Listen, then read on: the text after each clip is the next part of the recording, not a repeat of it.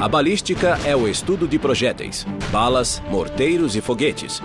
Tudo o que pode ser disparado em batalha. Nós as consideramos invenções modernas. Mas novas descobertas estão obrigando os cientistas e engenheiros a reconsiderar. Novas evidências revelam que armas superbalísticas eram usadas em campos de batalhas há milhões de anos. Enquanto analisam as evidências, os cientistas chegam a conclusões explosivas. Esta é a história da superbalística antiga. Inventos da Antiguidade.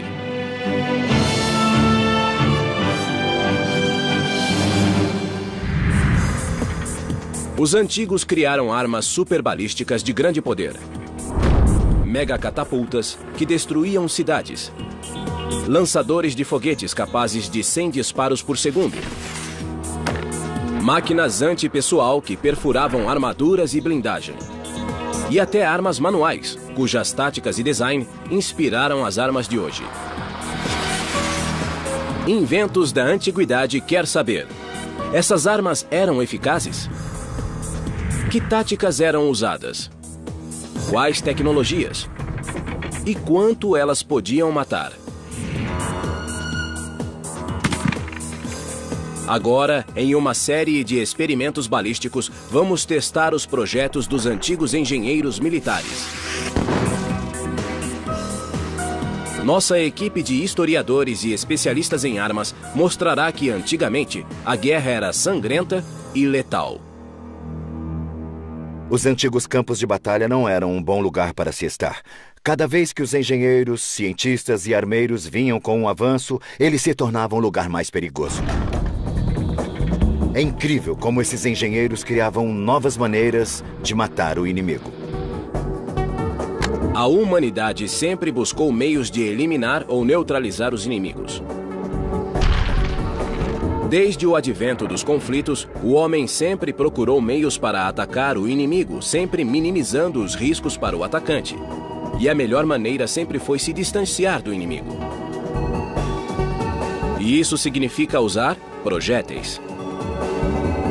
A balística é a ciência que lida com o movimento, comportamento e efeito de projéteis como flechas, balas e foguetes. O conceito é tão antigo quanto a própria guerra. Segundo os registros arqueológicos, sabemos que a balística já era estudada há centenas de milhares de anos, desde que, pela primeira vez, o homem usou uma haste para ampliar o efeito de alavanca do braço e fazer um dardo ir mais longe. E quando chegamos aos registros escritos, sabemos que eles a estudavam como nós a estudamos hoje, como ciência. A busca pelas origens da ciência balística começa no leste, na antiga China. No século V d.C., há mais de 1500 anos, a China era a maior superpotência tecnológica do mundo antigo. Por mais de 2000 anos, os chineses estavam na vanguarda das descobertas científicas, com inventos que continuam a dar forma ao mundo moderno. E nenhuma outra teve mais impacto do que aqueles projetados para a guerra. Os pensadores militares chineses estavam mais preocupados com a guerra psicológica e com o uso dos avanços da tecnologia que a Revolução Industrial Chinesa havia fornecido a eles, para ter uma vantagem sobre o resto do mundo, sobre os povos que chamavam de bárbaros. Antigos textos militares contêm descrições de armas com a mesma capacidade destrutivas do que muitas armas atuais. Esta balestra tripla, criada na dinastia Song, era um dispositivo de 7,5 metros que usava 3 arcos para lhe dar potência para disparar projéteis com ponta de metal a até 1.600 metros. 1000 anos atrás, os chineses já criavam armas potencialmente fatais para o campo de batalha. Esta réplica de um antigo lança-chamas podia dispará-las a mais de 9 metros. Puxando uma alavanca, um líquido inflamável semelhante à gasolina ia para um tubo. Ao empurrá-la, o líquido era lançado contra o inimigo ardendo a 480 graus. Ele foi usado pela primeira vez em uma batalha naval no rio Yangtze pelas forças Tang contra a marinha do Imperador Song no ano de 975. Realmente, o lança-chamas provavelmente é uma das armas mais mortíferas e mais devastadoras, certamente de um ponto de vista psicológico, mas também do ponto de vista de lesões. Podemos imaginar os gritos das pessoas sendo queimadas e torradas pelas chamas. É realmente um equipamento muito devastador. Apesar de ser letal, tinha um alcance limitado. Foi só no século IX que os chineses descobriram aquilo que permitiu o desenvolvimento de armas de longo alcance. É a invenção chinesa que praticamente reescreveu a história da humanidade. A pólvora. Acredita-se que a pólvora tenha sido descoberta em meados dos anos 800. Antes era usada em fogos de artifício, mas os militares logo viram o seu potencial para a guerra. Foi o uso da pólvora como propelente de mísseis pelo campo de batalha que mudou a história da guerra e introduziu uma arma associada ao campo de batalha moderno: o foguete.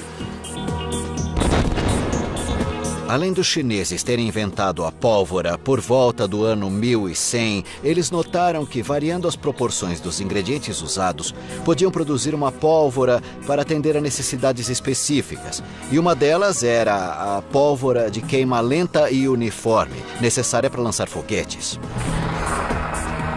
Mas ainda havia muito a fazer. Sem orientação, o foguete teria uma trajetória desgovernada. Para fazê-lo voar na direção do inimigo, os chineses começaram a investigar as suas propriedades balísticas. Para tanto, se inspiraram em um projétil que existia há séculos: a flecha. Adaptando o uso de aletas para estabilizar a trajetória, eles podiam disparar o foguete na direção do inimigo. Este é o princípio aerodinâmico sobre o qual se baseia a tecnologia atual e que deu aos chineses a vantagem tática na Batalha de Kakeng no século XIII, quando rechaçaram os mongóis com uma tempestade de foguetes. Não satisfeitos, os chineses estudaram novos usos para sua nova arma. Eles tentaram lançar não apenas um, mas centenas deles. O lançador de 100 foguetes era um equipamento extremamente sofisticado e engenhoso para os seus dias. Ele consistia basicamente de uma caixa montada sobre um carrinho de mão. Este era um carrinho de mão simples, de uma roda só, como aquele usado nas fazendas chinesas há centenas de anos. Os foguetes eram disparados usando um único estopim. E para garantir a dispersão, os lançadores eram mais largos no topo e mais estreitos na base. Portanto, quando disparados, os foguetes se espalhavam pelo campo de batalha. E assim, era muito mais eficaz como arma psicológica, porque ninguém sabia o que iam atingir.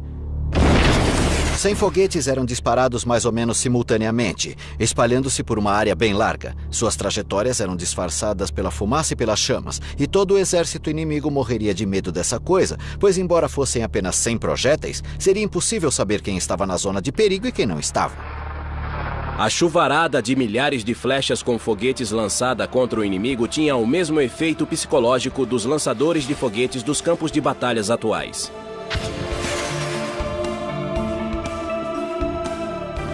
As armas inventadas na China logo inspiraram a criação de máquinas de guerra parecidas na Ásia e no Oriente Médio. Em Seul, a atual capital da Coreia, o Museu Memorial da Guerra contém evidências de um lançador de foguetes criado no ano de 1400, 500 anos antes dos lançadores de foguetes das Forças Armadas da atualidade. A máquina foi criada a partir do modelo chinês. Cientistas desenvolveram o lançador de foguetes Huatia, uma arma antipessoal capaz de lançar 100 foguetes de uma só vez. O Huatia foi amplamente utilizado durante a invasão japonesa da Coreia no século XVI. Aparentemente, em uma batalha, 3.000 soldados coreanos rechaçaram mais de 40.000 soldados japoneses com a ajuda de apenas 40 lançadores de foguetes Huatia. Para aumentar o seu alcance e devastação, os foguetes eram disparados a 45 graus, aumentando a zona de perigo da arma para 137 metros. Você pode imaginar milhares e milhares de flechas em chamas atingindo as fileiras da infantaria inimiga. A carnificina seria indescritível. Mas as armas à base de foguetes ainda foram incrementadas pelos militares chineses. No Museu Militar de Pequim, existem evidências de que os comandantes encomendaram lançadores de foguete de mão, mais leves. É incrível pensar que eles conseguiram desenvolver um lançador de foguetes à mão. Foi como uma das primeiras bazucas ou lançador de granadas. Talvez não tão preciso quanto a versão moderna, mas com certeza era assustador no antigo campo de batalha. Pela primeira vez em 500 anos, a equipe de inventos da antiguidade testará essa arma mortífera.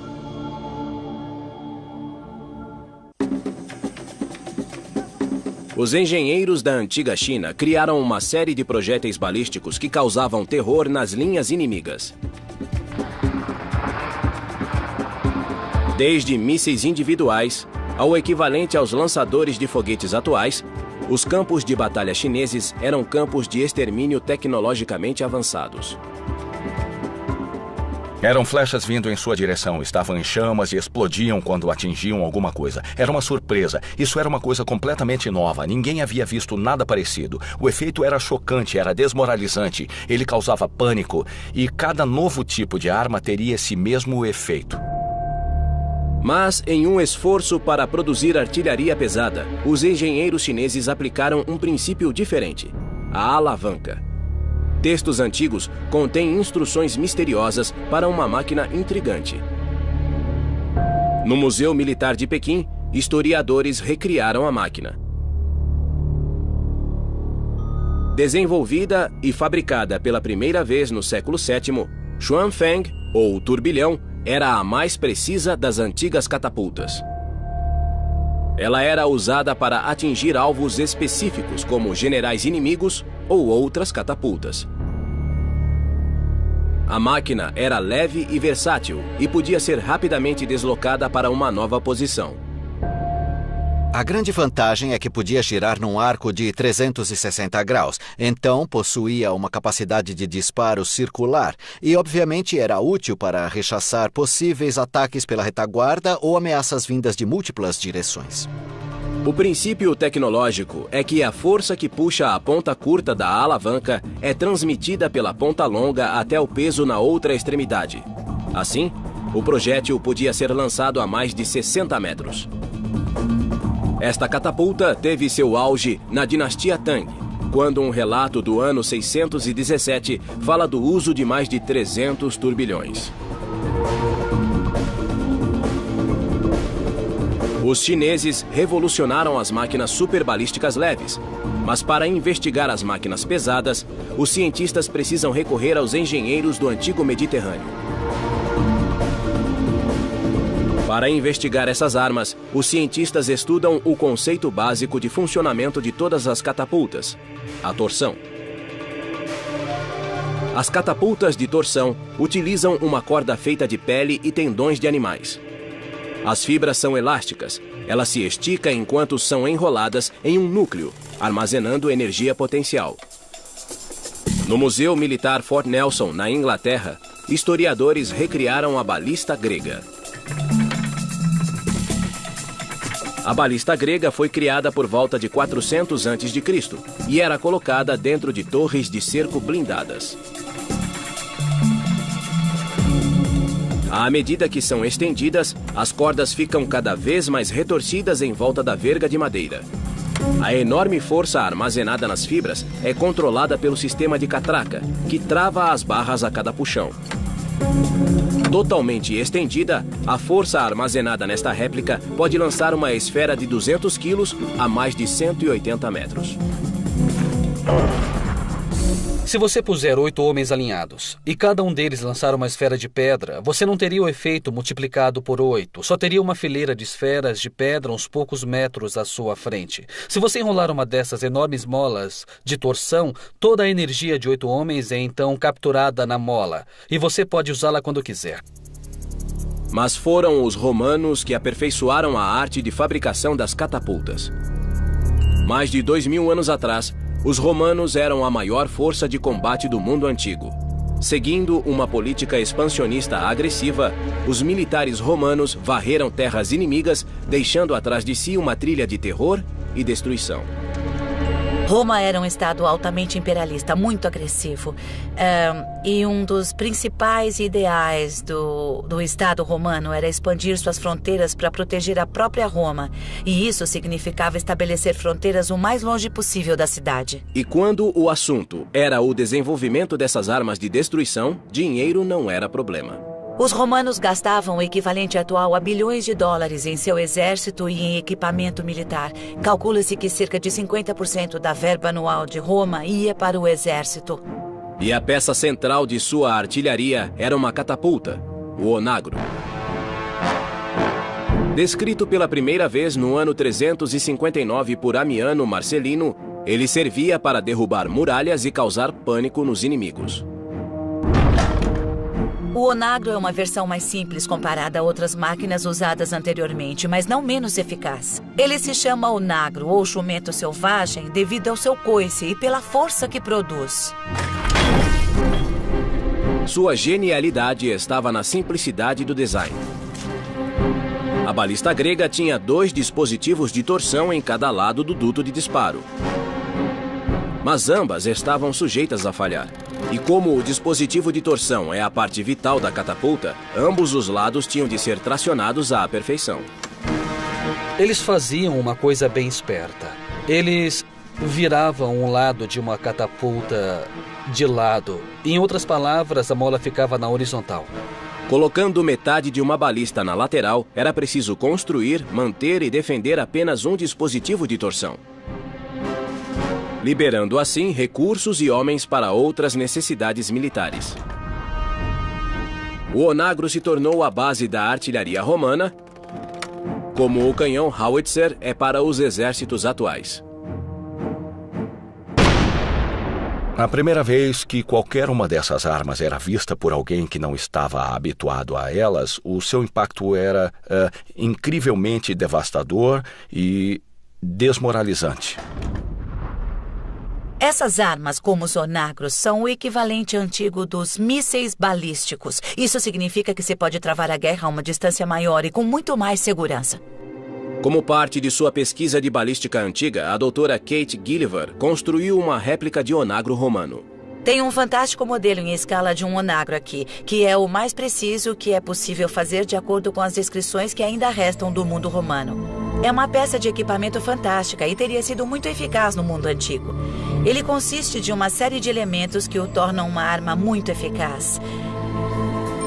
Aqui temos o braço, e é isto que age como suporte, e é para cá que vem a força necessária para lançar o projétil. Aqui embaixo temos as cordas. É aqui que a energia de torção é armazenada, as cordas são torcidas, e à medida que o braço é puxado para trás, elas se torcem ainda mais, e uma grande quantidade de energia é então armazenada nessas cordas. Esta réplica de onagro, usada no filme Gladiador, fica na Inglaterra, no Museu Militar Fort Nelson. Precisavam de 8 homens robustos, segundo o historiador romano Amiano, para operar uma dessas máquinas. E isso dá uma ideia da energia contida na mola. Neste aqui, a mola é feita de corda torcida, mas na época romana era de tendões, que provavelmente era muito mais potente. Mesmo assim, nós esperamos fazer com que essa máquina funcione. A peça-chave, a maneira que essa energia pode ser armazenada e depois liberada exatamente no momento certo, é este dispositivo aqui. Isto é uma catraca e é um grande avanço na balística. O onagro romano disparava esferas de pedra como esta. É muito útil para derrubar pedaços de muralhas inimigas e remover os defensores das muralhas inimigas também.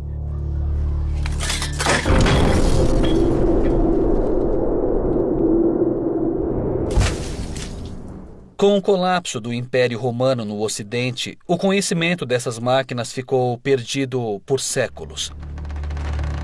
Contudo, outro tipo de catapulta surgiu no Ocidente. Em vez de depender da energia armazenada da catapulta de torção, essa máquina usava a energia potencial da gravidade. Parem! Nossa equipe vai à Dinamarca, no norte da Europa, para testar a maior catapulta antiga da Terra.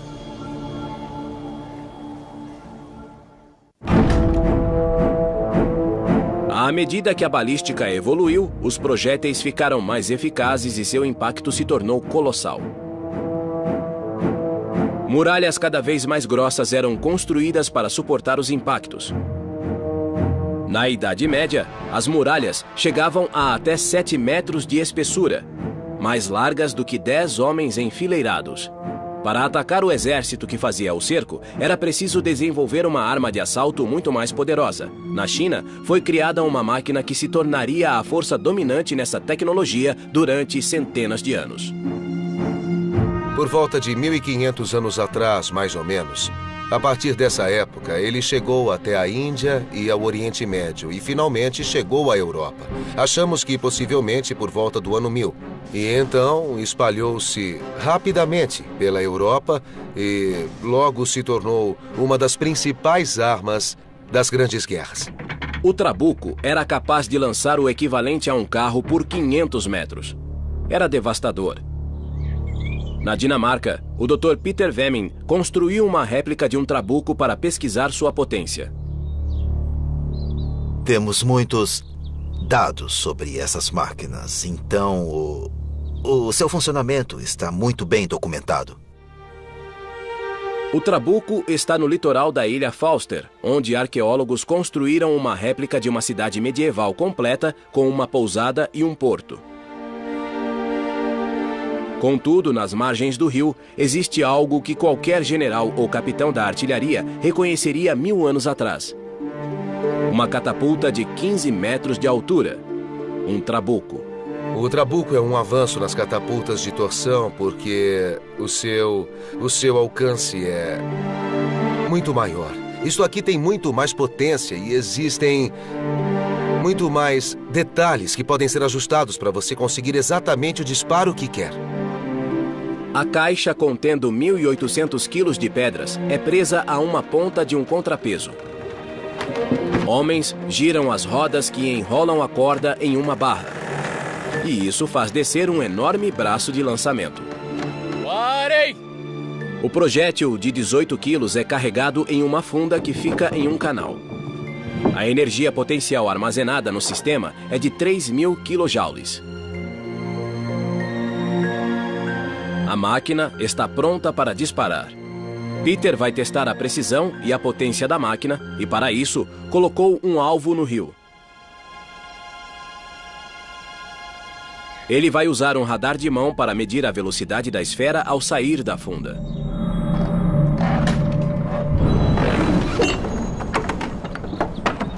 O contrapeso se choca contra o solo, elevando o braço com grande potência e lançando a funda com a esfera no ar.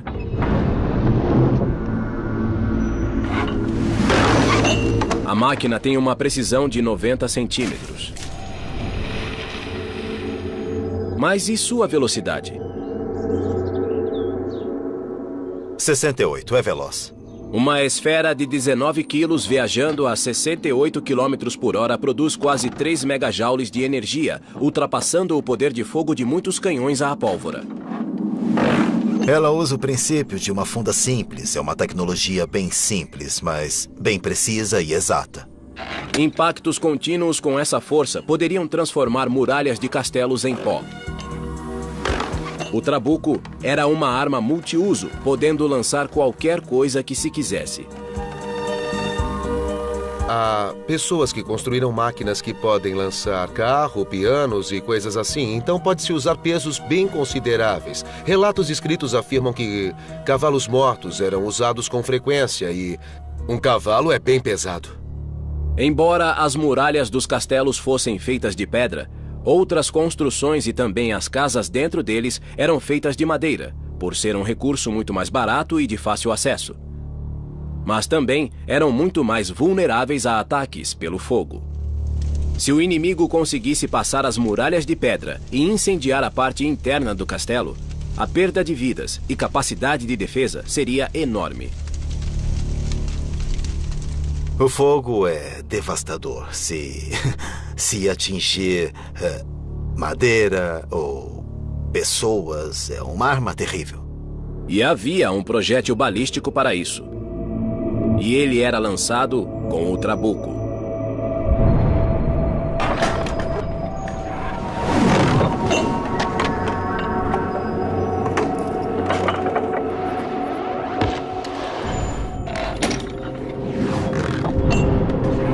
Utilizando de esferas de pedra a bombas incendiárias, o trabuco era devastador para qualquer cerco.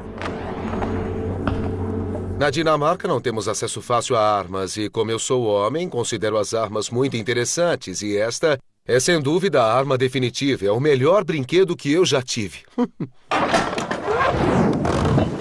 Mas nem todos os conflitos eram travados além dos fossos e muralhas dos castelos.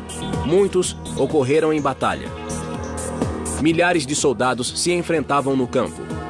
Mas como os comandantes atacavam tantos inimigos antes da invenção do morteiro ou da metralhadora? Eles tinham de inventar sua própria versão dessas armas. Existem evidências de que os antigos inventaram armas antipessoal e também o equivalente às armas automáticas de hoje.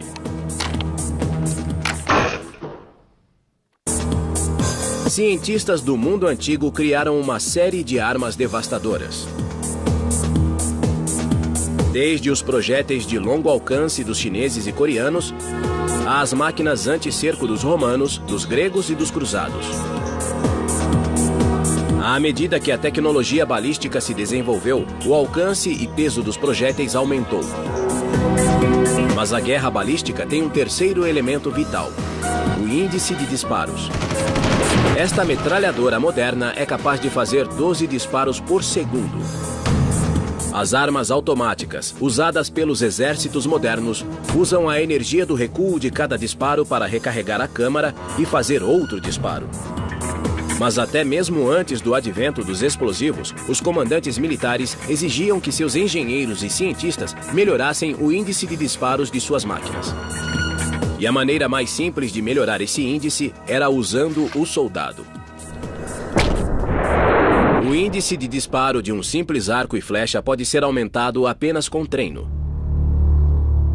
Os arcos são feitos de vários materiais, como chifres e tendões de animais em camadas, formando um laminado. Portanto, quando o arco se enverga, a energia é armazenada e ele não se parte. Nas mãos certas, até essa tecnologia simples pode produzir fogo rápido.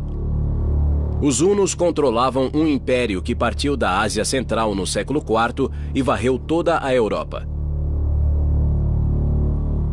Os conquistados se surpreendiam com a velocidade dos hunos. O segredo do fogo rápido dos hunos permaneceu um mistério por centenas de anos. Mas agora, na Hungria, um homem ressuscitou essa antiga arte. Lajos Kasai é um dos melhores arqueiros do mundo. E após anos de treinamento, conseguiu chegar ao patamar de velocidade dos lendários hunos. Os antigos hunos seguravam as suas flechas deste jeito, e assim eles podiam disparar flechas, uma atrás da outra, muito rapidamente. Para provar a eficácia da técnica, desafiamos Lajos para ver a que velocidade ele dispara 12 flechas.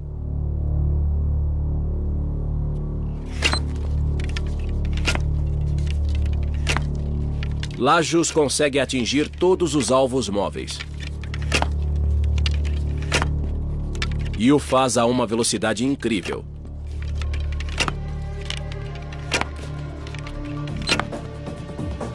Doze flechas em apenas 17 segundos. Mas os hunos tinham outro recurso importante: o cavalo. Eles eram cavaleiros e usavam a sua grande habilidade para executar ataques e manobras velocíssimas.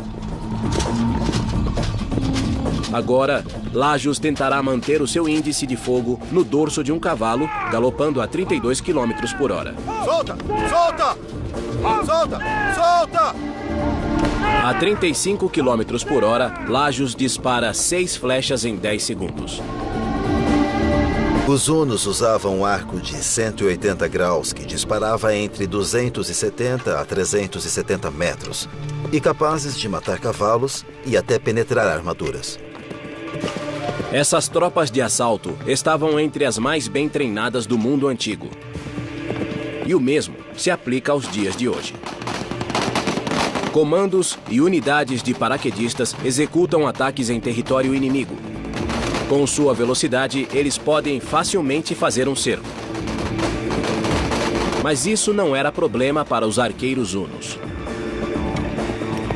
Mesmo atraindo o inimigo por trás, eu posso me virar e disparar contra ele. Um arqueiro estático usa o lado esquerdo do cérebro, mas um arqueiro a cavalo usa o lado direito, a parte mais intuitiva do cérebro.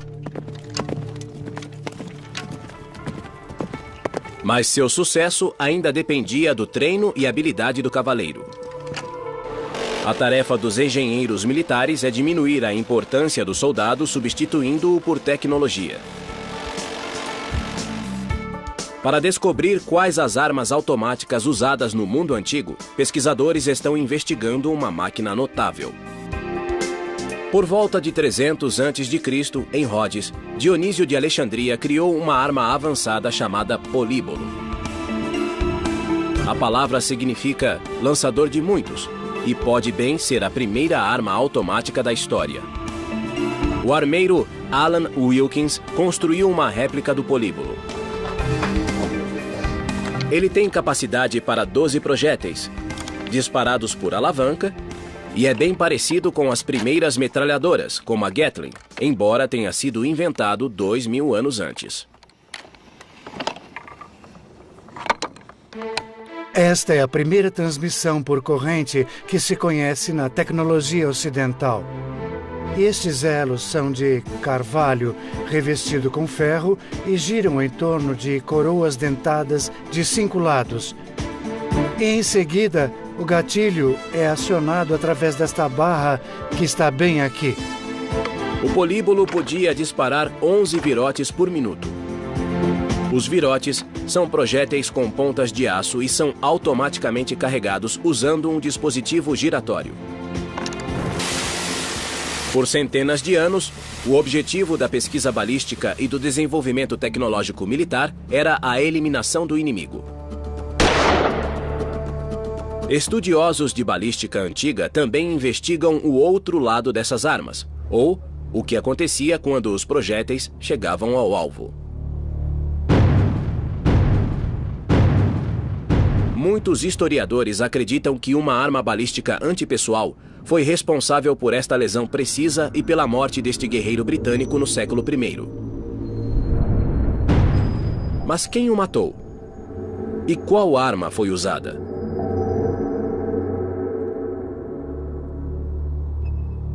Encontramos o crânio no Museu de Dorset, no sul da Inglaterra. Pela primeira vez, ele será submetido a uma análise científica do século XXI para desvendar esse mistério. Na minha infância em Dorchester, eu vi esses crânios, vi as exposições no museu, e uma das coisas que mais me chamou a atenção quando eu era muito nova foi o seguinte: como essas lesões aconteceram? O que causou esse dano? Para descobrir qual arma foi usada para matar este homem, recorremos a peritos forenses que examinam cenas de crimes. Ao escanear o crânio, nós queremos obter um modelo tridimensional para fazer uma reconstrução facial. Este é o crânio de um homem adulto. Está em boas condições, considerando de quando ele é. Dá para ver muita fragmentação do crânio, onde ele foi remontado. E tem este furo bem evidente deste lado, resultante de alguma lesão. Parece que houve uma penetração. Não sabemos exatamente quando isso aconteceu, mas foi perto da hora de sua morte. Não sabemos se foi um golpe fatal, mas certamente parece que seria fatal se estivesse vivo na hora que aconteceu. Mas está claro que não foi causado após a morte. As evidências forenses indicam que o traumatismo pode ter sido causado por uma arma romana. Esta é uma ponta de dardo romana, de 2000 anos. E pode-se ver que é consistente com o tipo de lesão que temos neste crânio. Portanto, é consistente com o tipo de arma que pode ter causado o traumatismo. Mas os investigadores não sabem qual arma disparou o projétil. Só existe uma explicação para uma lesão como essa, e é uma seta de catapulta romana. Os entusiastas de armas antigas Alan Wilkins e Tom Feely criaram disparadores de setas com base em projetos e desenhos da época. Esta é a catapulta romana padrão para disparar setas que foi usada durante o período de Júlio César durante toda a invasão da Britânia. Esta antiga superarma era conhecida como arco-balista e é a base da tecnologia balística romana. É uma máquina pequena e altamente maneável, cuja força está na tecnologia da torção. Isto é tão potente que é preciso um sarilho para puxá-lo para trás. E acreditamos que nesta máquina a força deve ser por volta de 1 tonelada. É realmente um arqueiro robótico e esse gatilho de metal é uma imitação dos dedos do arqueiro que vão capturar a corda do arco e puxá-la para trás. E aí o projétil ficará entre os 2 dedos, assim, antes do gatilho ser liberado. Desafiamos a equipe a atingir o crânio de um animal. Se a mira puder ser feita com precisão, o resultado pode ser um furo da mesma forma daquele do crânio. Isso comprovaria a teoria da Dra. Gilliver de que a lesão no crânio de Dorset foi feita por um virote de catapulta. Nossa réplica faz uso de flechas de 90 centímetros como virote, o tamanho preferido dos generais romanos.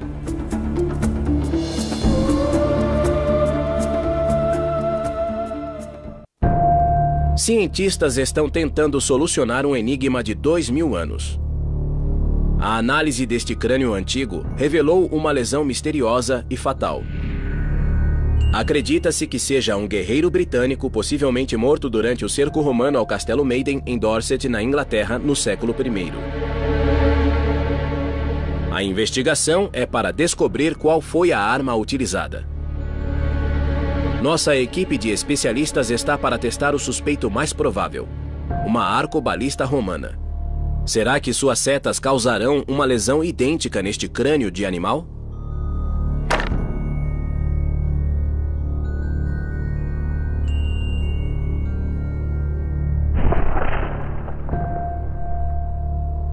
A seta despedaça o crânio. Isso lança dúvidas sobre a teoria de que o crânio de Dorset foi atingido por uma seta de arco-balista. Mas os resultados do teste da Dra. Carolyn Wilkinson trazem uma nova luz sobre a arma utilizada.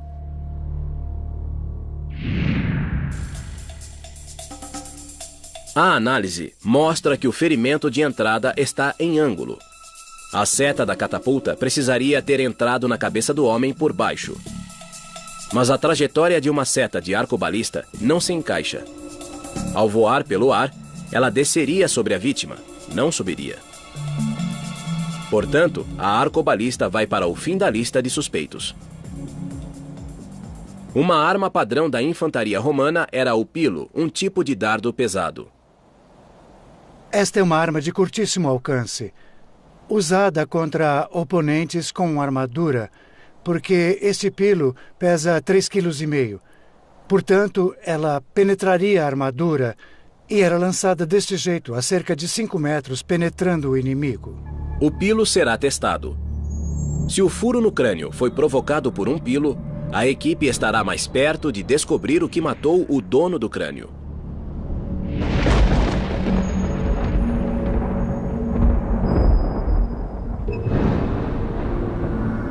O teste comprova que o pilo penetra o crânio sem destroçá-lo, diferentemente da seta da arcobalista. Mas a teoria tem um furo. Um dardo ou um pilo, quando atirado, estaria em trajetória descendente quando atingisse o inimigo. A penetração foi de baixo para cima. Contudo, os furos casam perfeitamente e é a lesão que se esperaria da ponta de um pilo. Tom Feely tem uma explicação.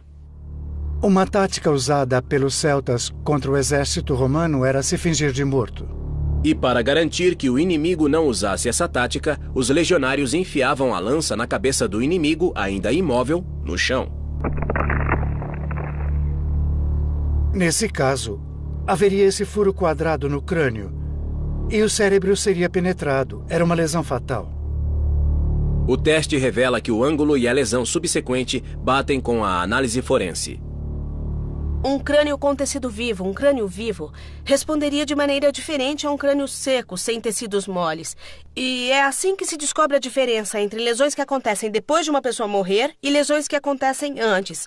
Mas dá para ver que há uma consistência na forma. Temos uma lesão quadrada, bem simétrica aqui, do ferimento de entrada. E temos uma superfície partida aqui, o ferimento de saída. Os resultados do teste e a análise forense revelaram que a causa da morte deve ter sido um pilo, usado para perfurar a vítima até a morte ainda no chão. Embora os testes tenham mostrado que a lesão não foi causada por uma arma balística, o processo demonstrou o poder das armas lançadoras de projéteis. E outros experimentos e investigações revelaram o potencial de devastação da ciência balística.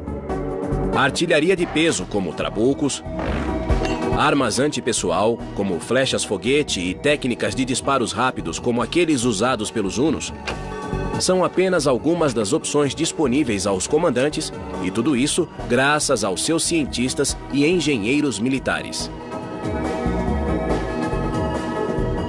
Mas existe uma arma da antiguidade que reúne todos esses fatores: o poder de fogo, o alcance e a maneabilidade. É uma arma cuja funcionalidade se encaixaria nas batalhas de hoje: o lança-foguetes de mão. Textos chineses do século XIV descrevem essa arma. Mas o que se discute é se ela realmente funcionava e qual era a sua eficácia. Hoje, nossa equipe de armeiros e especialistas em explosivos vão testar a super-arma dos chineses antigos. O experimento será realizado no sul da Inglaterra. É um teste muito perigoso e requer horas de preparação. O criador de réplicas, Richard Windley, e o especialista em explosivo, Charlie Adcock, preparam o teste. Richard usou projetos chineses antigos para recriar este lança-foguetes. Este é um dos menores. Não é o menor de todos. O menor de todos se chamava Ninho de Abelhas e era um dispositivo portátil que pesava de 1 a 3 quilos. Um soldado podia carregar 4 ou 5 dessas baterias facilmente. E como o soldado tinha um único estopim, quando aceso, todas as baterias disparavam. Richard entrega a arma a Charlie, que já lidou com explosivos em muitos filmes, como 007 e também O Resgate do Soldado Ryan. É um teste arriscado e Charlie precisa se afastar da equipe. Esta deve ser a primeira vez que lança-foguetes Ninho de Abelhas é disparado em tempos modernos. Temos uma barragem de 12 foguetes. O pirotécnico está pondo os estopins e estão praticamente prontos. Daqui a pouco vamos acendê-los e ver qual será o resultado.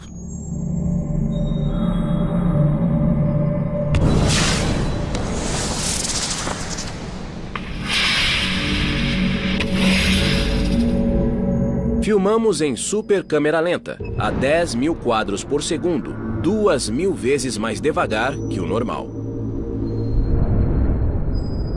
Após a ignição, os foguetes partem do lançador em uma devastadora bateria de fogo. Em menos de 1 segundo, todos os 4 foguetes se dispersam percorrendo até 150 metros.